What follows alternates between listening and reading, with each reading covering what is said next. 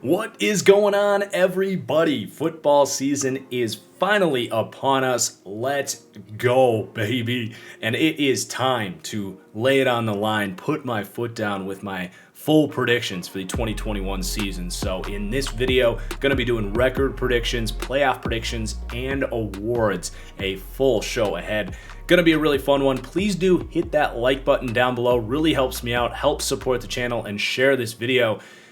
Even if I don't pick your team, it's nothing personal. It does really help me out, so I appreciate you in advance. And then before we get started, I wanted to actually reflect back on my predictions from last season just to kind of see how I did there. And looking back on it, I was really proud of these predictions. Predicting the NFL is a crapshoot. A lot of the times, there are more moving parts in this sport than anyone else. And looking back on this, like I said, I'm proud of these predictions. I think they stack up with the best of them out there from other analysts. So in the NFC North, really nailed that one. The Packers taking care of business. The Bears and Vikings kind of fighting it out in the middle there. Vikings a rough season, derailed by a lot of injuries.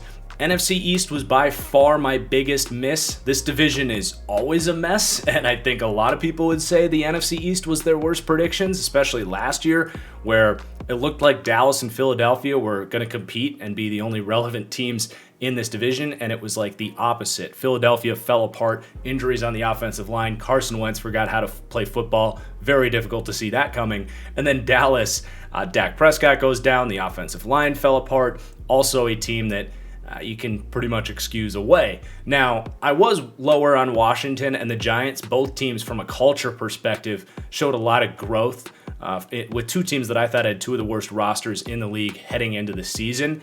So I was at least right that Washington was better than the Giants ultimately, but I'm not going to lie, I missed on the NFC East, but turned it around very quickly in the NFC South. Nailed this one with the Saints, who I said were going to win this division and be the best regular season team, but I also said the Bucs were going to heat up as the season went on and be one of the scariest teams in the NFL come playoff time, and better than the Saints come playoff time. So that prediction aged incredibly well. NFC West as well, very accurate. Seattle, I had winning this division, they did. And then the Niners, I thought the San Francisco 49ers were going to play football last year, and it ended up being the San Francisco 49 IRs with a just epic clip of injuries last year. I do firmly believe that this prediction would have held up if that team was healthy. When they were healthy, they proved to be a very good football team. And then the Rams, this was another very good prediction of mine. People, for the most part, were telling me I was way too high in the Rams, that this was not a playoff team, that they were going to be the worst team in this division. And I said, look, Sean McVay is still one of the best coaches in football. Don't be surprised if this is a 10-win playoff team. And that very much aged well. And then the Cardinals right there at 8-8, I think they actually ended up 8-8. So kind of nailed the NFC West outside of predicting the Niners to fall apart entirely.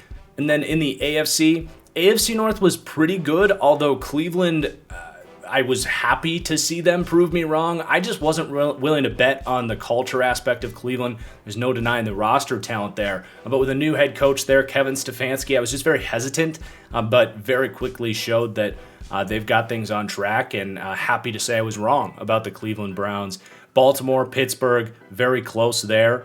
I want to say that I had some pushback on being so high on Pittsburgh, and they had a rough finish to their season, but they were 11-0 at one point. So pretty spot on with the AFC North. AFC East, I did have the Bills winning that division, taking that next step. I was overrating the Patriots roster that I do think, they won, 7 games with one of the worst rosters in the NFL last year. But I was definitely overrating Bill Belichick's ability to carry that roster. Jets, probably a little bit too high on them. I've been a Sam Darnold guy, and he just didn't have it for the Jets, and their season fell apart very quickly. The Dolphins, definitely, I would say, just the team I missed the absolute most on. You look at the Giants, yes, I missed on them, but they still weren't like a very good football team.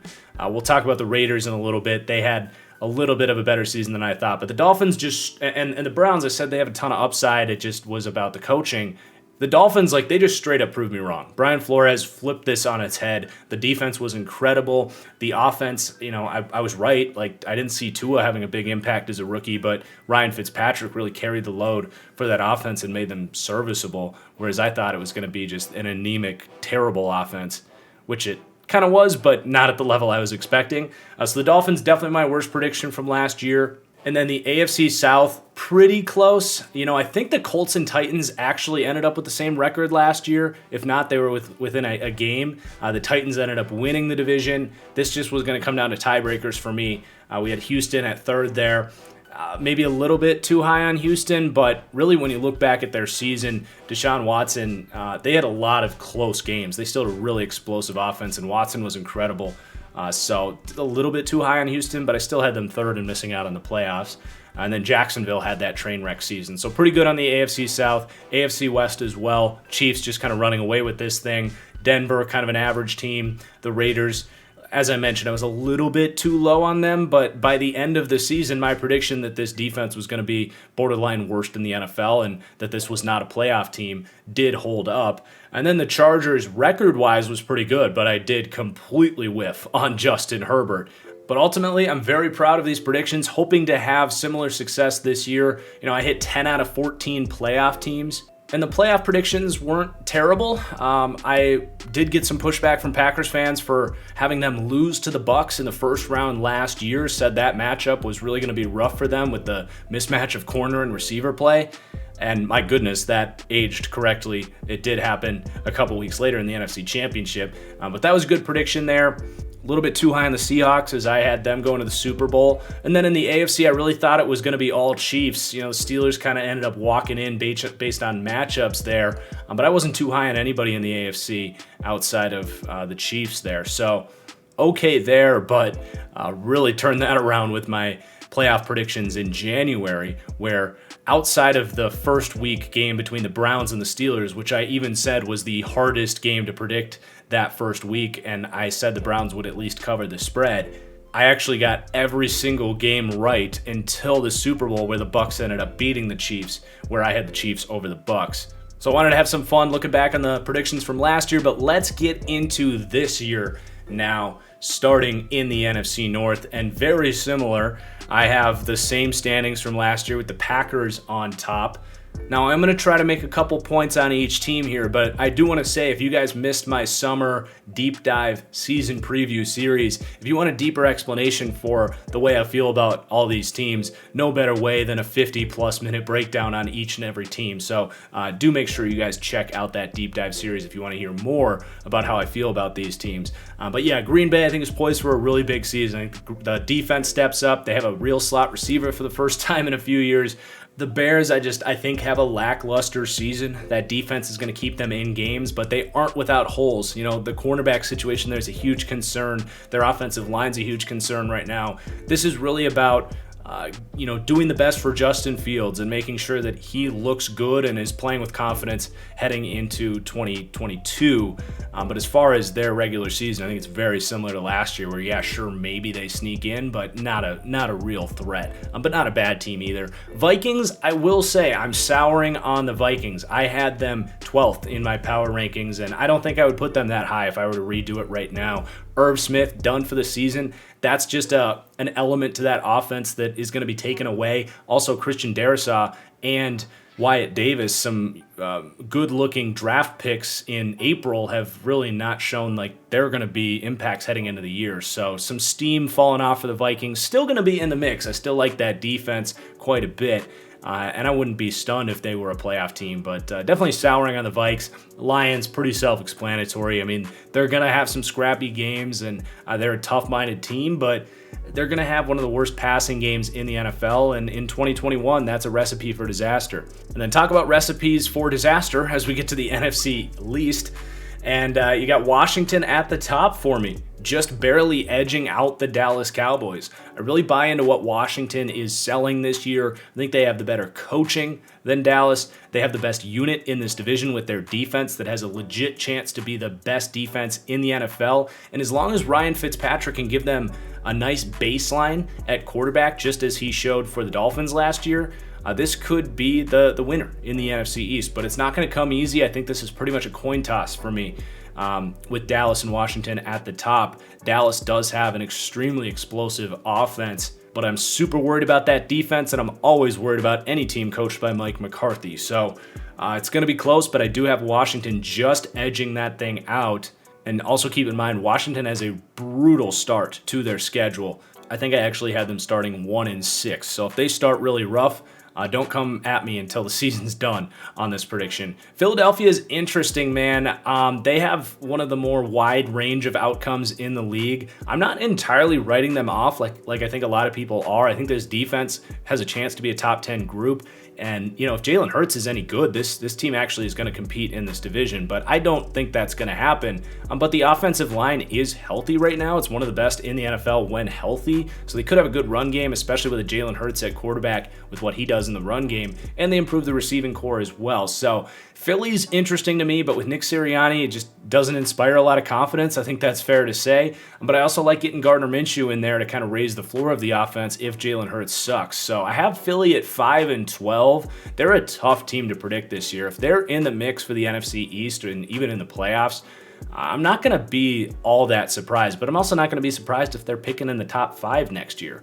And then I have the Giants at the very bottom. I'm sorry, Giants fans. I know they proved me wrong last year, and that's all good and well, but I'm still not really buying into this team. Daniel Jones plus Jason Garrett plus that offensive line plus Daniel Jones' fumbling issues. I just can't buy into this team. It screams recipe for disaster all over again. The defense should still be pretty good, but I can't buy into the Giants. I'm sorry. But then onto the NFC South, I think the Bucs are going to have a much better regular season than they did last year. Should really hit the ground running, coming off that Super Bowl victory. I have them at 14-3. It's going to be enough to get them the 1 seed in the NFC. Not a big surprise there. This team is unbelievably stacked. The Saints, a really up and down season for me, which tends to happen when Jameis Winston is your quarterback. There's going to be some big moments in there, I think, and they're going to look good at times. That defense has a chance to be pretty good. But I just think you're going to have those frustrating moments with Jameis as well. Jameis is a sneaky, comeback player of the year prospect, and the Saints could sneak in as a 9 or a 10-win playoff team, but they're also going to have a really rough start to their season. They don't get to play at home. David Onyemata, their best defensive tackle, is suspended for 6 games. Michael Thomas kind of screwed them over and waited to get surgery. He's not going to be able to play for a while, so a slow start for the Saints, I think, really derails this team's season. Then we got the Panthers and the Falcons kind of splitting at the bottom there. I'm excited to watch the Panthers, and they're one of those teams that I pray proves me wrong. I like Sam Darnold. I love David Tepper as the owner. I like their head coach, Matt Rule, really fun. I like Joe Brady, but I do think there's a lot of talent deficiencies with Carolina as well.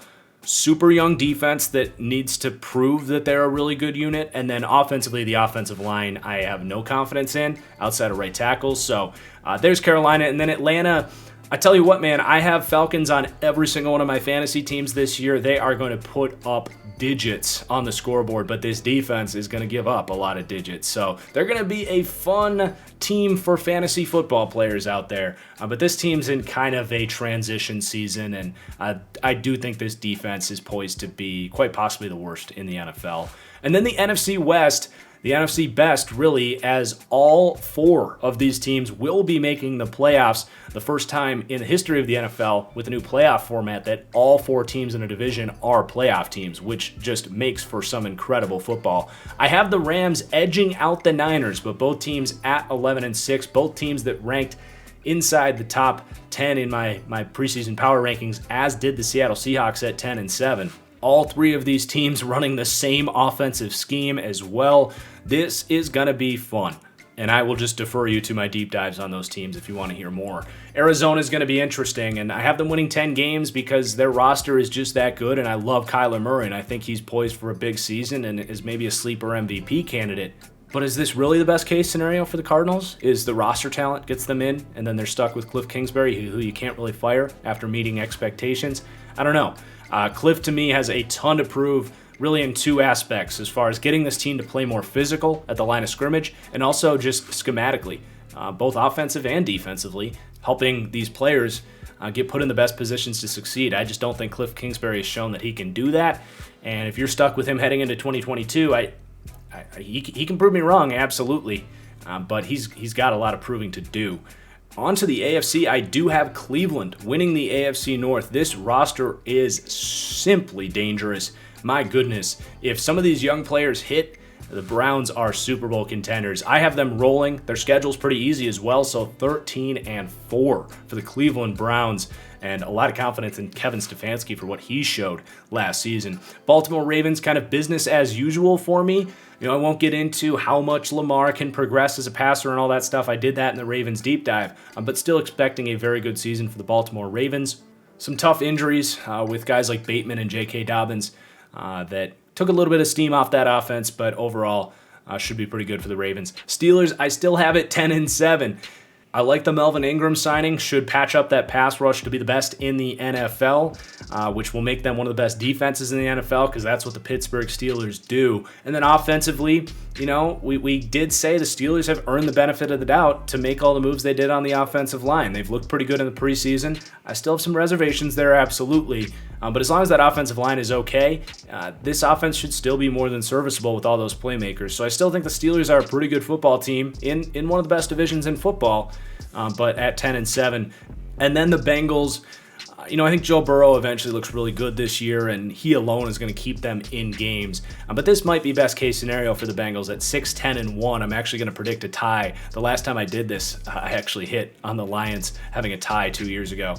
So we'll see, but I think if Burrow looks good and you have a season that's bad enough to fire Zach Taylor in a year that Joe Brady is probably going to get hired as a head coach, that's like best case scenario for the Bengals. You head into 2022 with a healthy Joe Burrow and a new head coach in Joe Brady would be a best case prediction. But there's just too many problems with this team, and I don't have enough confidence in this division especially for them to make a lot of noise.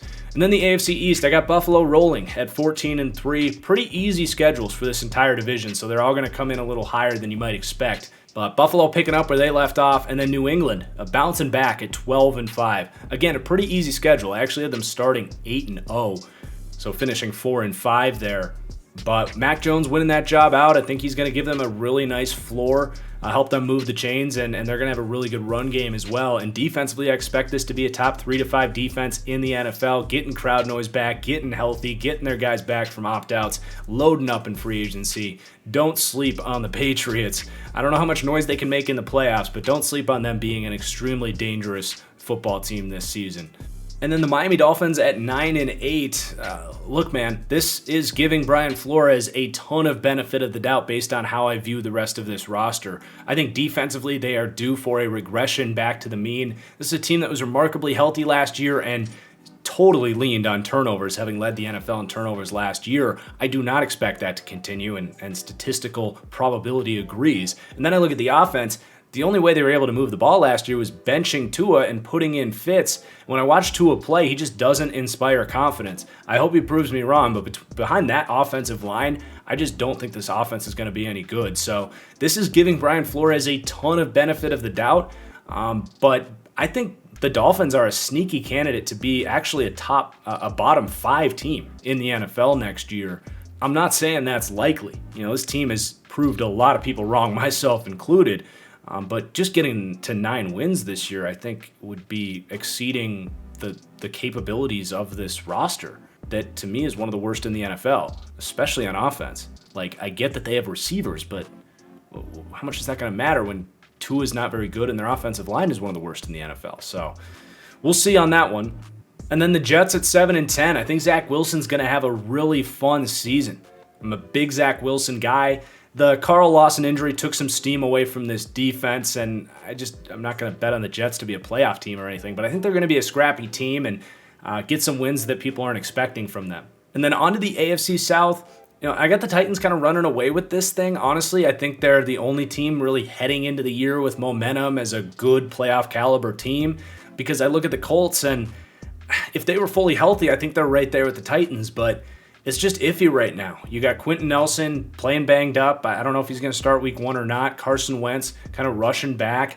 That's good, but those guys haven't been practicing. This team's starting to get expensive too, and I still think they have a lot of key positions that really win football games that they need to figure out: receiver, corner, pass rush, and quarterback.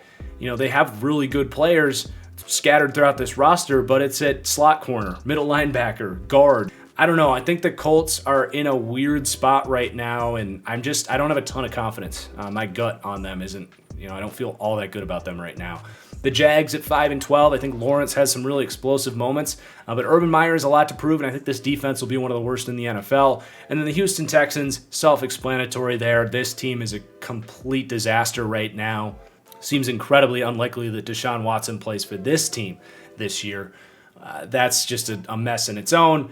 But I've got the Texans at 1-16. And then the AFC West, Kansas City running away with this thing yet again. Shouldn't get any pushback on that. I've got the Chargers finishing second at 9-7-1. This is going to be a really fun team to watch.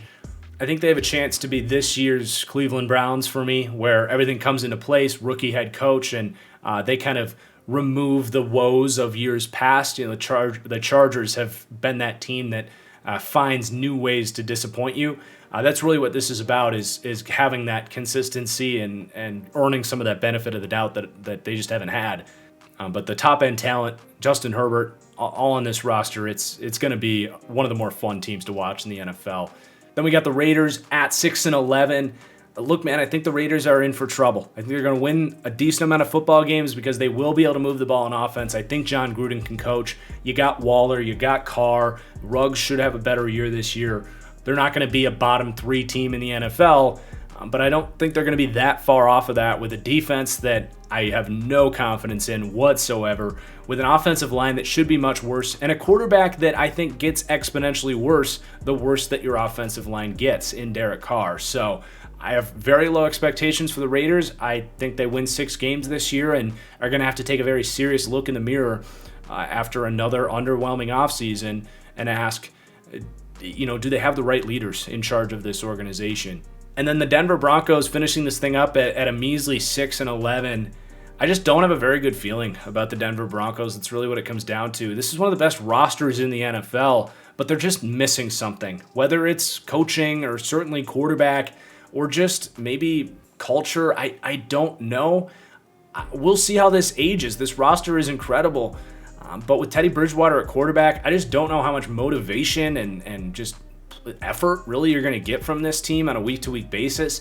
And I think you're going to end up walking out of this year with a lost season and just praying that this team can acquire Aaron Rodgers.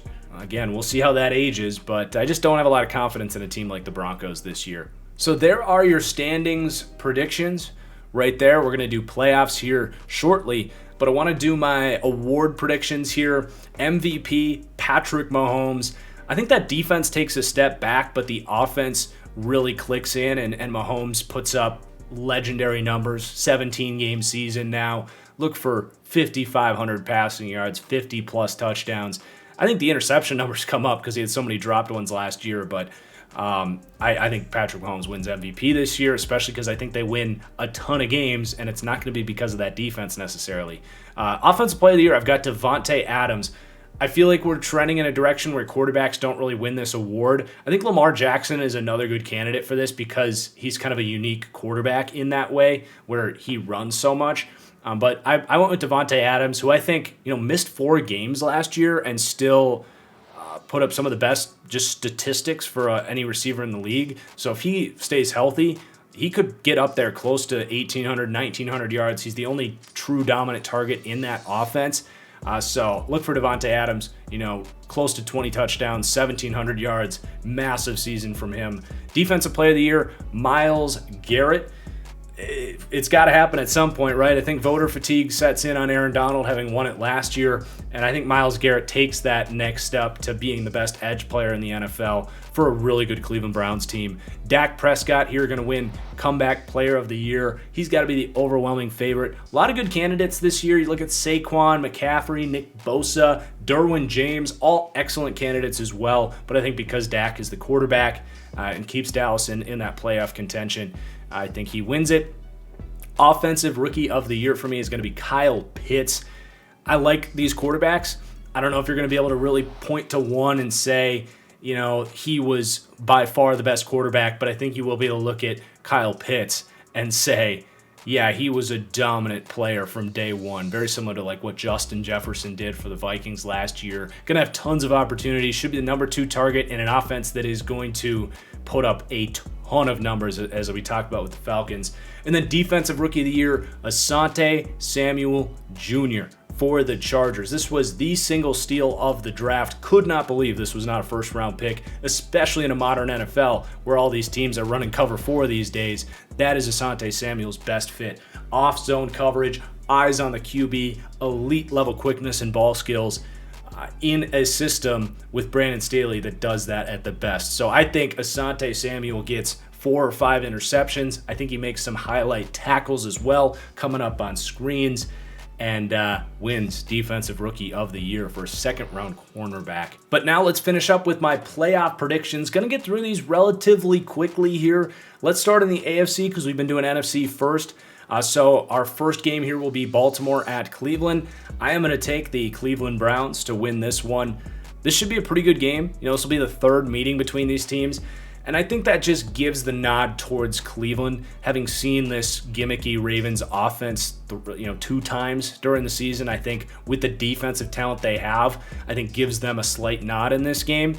Inversely, the Ravens should be able to stop the Browns' run game and force Baker to make some plays. So it should be a good game and a tough matchup for the Browns, but I will take the Cleveland Browns to win a playoff game for the second year in a row. What a time to be alive. The New England Patriots at the Tennessee Titans. I'm going to lean with the playoff experience of Ryan Tannehill and the offensive explosiveness there. We've seen this Titans team take it to this Patriots team as well. So just, betting against the rookie quarterback in this game, but I wouldn't be surprised if the Patriots defense really shuts down Ryan Tannehill, who hasn't been all that good in the playoffs, and Mac Jones gets his first playoff win. But I will take the Titans. Then we get the Steelers at the Buffalo Bills. I just don't think the Steelers have the offensive firepower to keep up with the Bills. And the Bills, if they have a question on defense, it's pass rush. Well, I think they can take advantage of this offensive line and really make Ben uncomfortable in this game, especially in Buffalo. So that one should be pretty easy. Then on the NFC side, Seahawks at Rams. This is going to be a heck of a rematch of last year's round 1 game. I will take the Rams again, going from John Wolford and a banged up Jared Goff to now having Matthew Stafford in this matchup. That alone is a good reason to pick them. But I just think roster-wise, they have a much more complete team, and I think at this point they're much better coached as well. But never gonna, count Russell Wilson out. San Fran at Washington. As much as I love Washington, San Fran's just a much more complete team. Can definitely see a world where this pass rush gets to Jimmy Garoppolo, assuming it's still Jimmy Garoppolo in there, which, by the way, I do think Jimmy Garoppolo plays the whole season. I'm kind of out there with that take. Everyone assumes it's going to be Trey Lance. I'm not so sure, especially if this team is winning games. I think this is much closer to Alex Smith and Patrick Mahomes in Kansas City a few years ago than people realize, but not too difficult to take the significantly better offense in that game, who also has a good defense. And then Arizona at Green Bay, just a mismatch from experience alone is going to be huge in this game, but a tough matchup for the Cardinals as well, who just line play alone should get dominated in this game, let alone coaching and quarterback and everything and home field for the Packers. So we'll advance the Packers there. Then the next round, remember guys, they do reseed in the NFL. Always get comments saying you did the bracket wrong. Nope, just you got to know the rules. They reseed. So in the AFC, the Bills will be visiting the Cleveland Browns. And I actually think that the Browns match up better against the Bills than they do the Ravens. So I'm going to take the Browns to win this one. I think the defense, the pass rush, is going to be able to force some mistakes out of Josh Allen. And I think that the mismatch as far as how well the Browns run the ball is going to be a problem for the Bills, who have a pretty weak run defense in there. So I think that's a bad matchup for the Bills. And unfortunately for Bills fans, I'm going to have them falling short of their Super Bowl expectations this year. Then Chiefs-Titans. Pretty easy pick here. Chiefs probably speaks for itself, and let's move on. Rams at Packers. We saw this matchup last year, but this time it's going to be Matthew Stafford instead of banged up Jared Goff and banged up Aaron Donald. I do think with the Rams defense taking a step back and the Packers actually having a real home field advantage this time and slot receivers this time, I do think the Packers win, but the Rams I think will put up a good fight. and if they could get past this game, I think would have a good chance at going to the Super Bowl. Then we have the Bucs hosting the 49ers. This will be a really good game, but ultimately I think Jimmy Garoppolo gets flustered on the road, and this team can't make enough plays. Or if it's Trey Lance, I don't know if he's going to be good enough to go on the road and beat the Bucs either. So it's going to be a rematch of last year's NFC Championship. Chiefs versus the Browns. Oh, this is close. I'm going to take the Chiefs, although I'll probably be rooting for the Browns at this point just because I would love to see the Browns get to the Super Bowl, but I'm not going to bet against Patrick Mahomes, and I have not seen, as much as I like Baker Mayfield, which is a lot, I haven't seen enough from him that says he can get in a shootout with Patrick Mahomes and take that big of a next step. But maybe the run game and the defense is so good that they can win this game. Roster talent definitely leans towards Browns, but you got Patrick Mahomes, Travis Kelce, Tyreek Hill, Andy Reid. Tough to bet against that group. Then we get the Packers at the Bucs, and I am going to go the other way on this one. You know, last year I picked the Bucs to beat the Packers both in the preseason and in the playoffs. This time around, I'm going to take the Packers. Part of this is just a gut feel on this one. I really think the Packers are poised for it to be, quote-unquote, their year. I think this is the first time in Rodgers' career that the organization has a sense of urgency. They've made trades. They've signed some free agents. Not big names, but that's stuff that they haven't done in the past. I think that locker room is really on edge and knows that it has to be this year, knowing that Rodgers is gone this year if they don't win it. And I also just think from the Bucs' perspective, it's incredibly difficult to repeat as Super Bowl champions, even when Tom Brady is your quarterback. This is an older team. They had a great run of health last year, especially at offensive line and defensive back. So there's not a great reason why the Bucs shouldn't win this game, but I am going to take the Packers based on gut feel. This game was incredibly close last year, and I'm going to send Green Bay to the Super Bowl this time around. So it's going to be Aaron Rodgers versus Patrick Mahomes in the Super Bowl, which would be a hell of a matchup. And I'm going to go with the Green Bay Packers, who I've alluded to, but I think that their roster, their team is just ever so slightly more well-rounded than the Chiefs. I think the Packers will be able to control the ball a lot more in this game, seeing as they have one of the best running games in the league. You have Aaron Rodgers, who's incredibly efficient on third down and accurate with the deep ball. I think the offense just has a little bit more balance to it, although the Chiefs' offense is better and more explosive. But I also think that the Packers' defense matches up particularly well with the Kansas City Chiefs, which bodes well for Green Bay, because you have a pass rush that can get after Patrick Mahomes and make him uncomfortable. But on top of that, you actually have a cornerback that can cover Tyreek Hill in Jair Alexander, who has legit speed, and the Chiefs don't have other receiving options to take advantage of the poor corners that Green Bay has behind Jair Alexander. So I think it's a favorable matchup for Green Bay just in that way. So this would be a hell of a game, certainly high scoring, but I am going to take the Green Bay Packers to win the Super Bowl in 2022. And those are my predictions. We'll see how it goes. Very proud of my predictions last year and hoping they hold up as well this year. They probably won't. You know, it's the NFL and they make everyone look stupid at some point.